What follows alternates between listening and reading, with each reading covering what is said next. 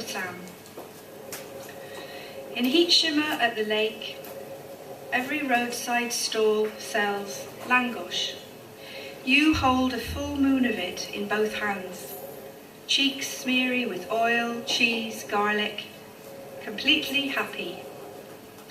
You say you will always remember this lake, this summer, the rich wild tang of langosh, its gluttonous feel on your tongue, and contentment in your belly later. I'll remember how you called it language, and how right and good it feels to call it this. To make language something we can smell and lick clean on our fingers, and fill us honestly, make us taste of sunlight and lake water, of living's appetite, its simple, pleasing.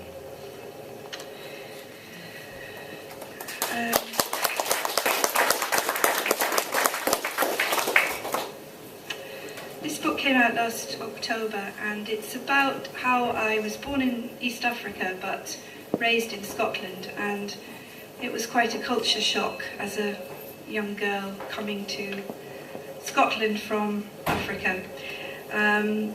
But I did find that there were some interesting things about Scotland.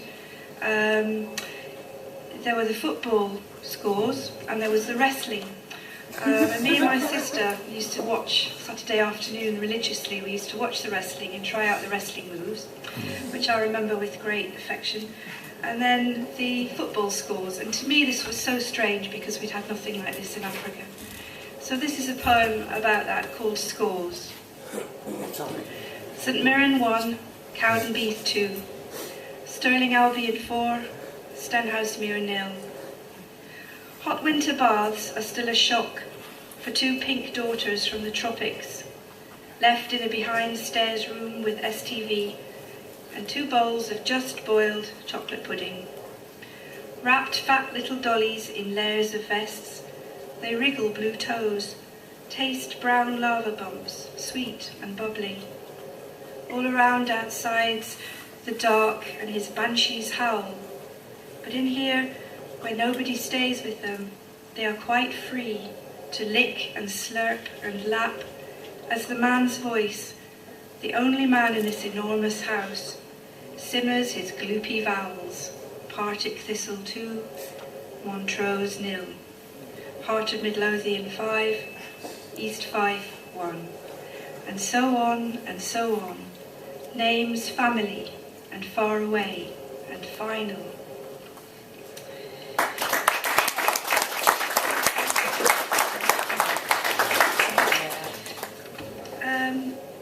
I was really pleased when we bought the magazine to find that I had some poems in it. I was a bit surprised. I did send them a long time ago to Morbid, and I didn't know whether he wanted them or not. Well, at least I put them in. I forgot to put Robert in. Available for £4 at the front, by the way. Very good it is too, yeah. So I thought I'd read this one, I Transporter. 5 o'clock shadow blue, I monster my estuary. Last of my kind now, be good to me. I'm your road, there and back. I can scoop you up and roll you down. Turn river slip to the grip of tarmac. Keep you dry or let you drown. I dance on a pin. I fold and turn, but tend me well, whatever you see. Unwinged, I'm a raptor skeleton, an iron blood winter tree. Whatever you see, tend me well, for with me gone, your journey's done.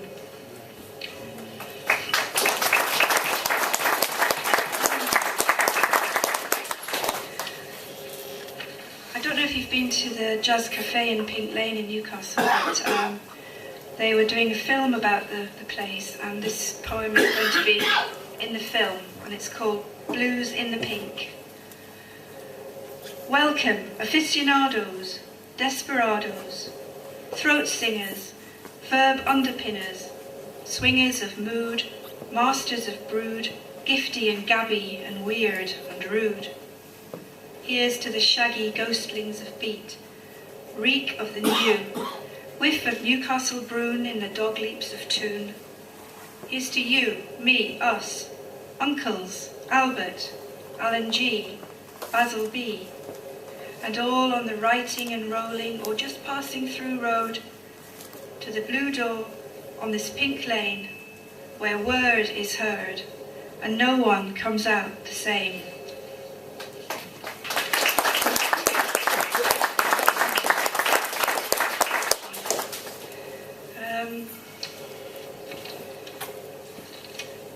Read this one. Metro Life. Utter yellow slabs gliding into Benton, barges on an iron Riviera.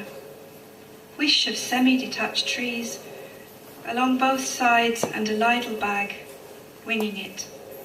Biker, Bankfoot, loop the loop, coast to St. James's, catch yourself back where you began from. A tiger chases his tail and turns to a honey slick, a low-flying comet heading for the bay. Coins splutter in the scooped-up grab, the slithery ticket pocketed for jumping the gap. A gathering of partings, heads bowed and slashed by light, floating invisible twice through deep-sea glass.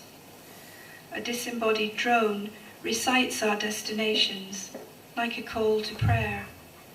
Children dash in before the button glows, depart as pensioners, nudged awake for the last stop.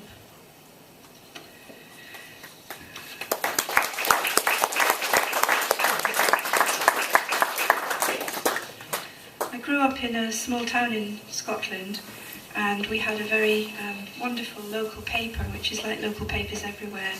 It doesn't have any news at all. So I just took an issue at random. It comes out every week on a Friday, and I thought, well, it'd be interesting just to take bits and pieces from it and see what I got. So it's called Home News. So everything in this poem is taken from the St Andrews Citizen.